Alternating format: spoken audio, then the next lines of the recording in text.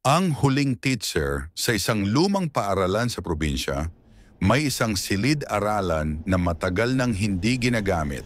Ayon sa mga matatanda, may isang guro raw na nawala noon sa kalagitnaan ng klase at hindi na muling nakita.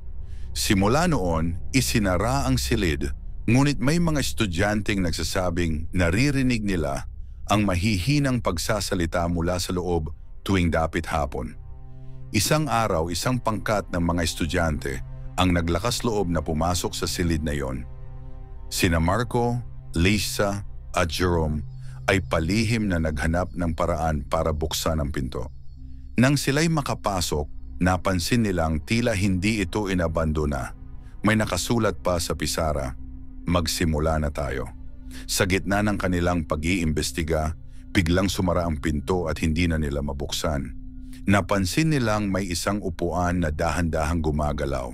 Kasabay nito, isang malamig na boses ang bumulong, "Maupo na kayo, magsisimula na ang klase."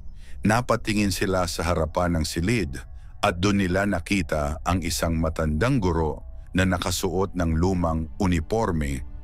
Walang ekspresyon ang mukha at may mga matang tila walang buhay. Nanginginig si Liza nang tanungin siya nito, "Alam mo ba ang sagot sa tanong ko?" Walang makasagot. Narinig nilang may humagik-gik sa paligid at unti-unting dumilim ang buong silid. Isa-isang nagsisigaw ang mga estudyante, pilit na kinakalampag ang pinto. Ngunit sa halip na lumabas, natagpuan nila ang kanilang sarili sa isang ibang mundo. Isang lumang silid-aralan na tila nasa ibang panahon.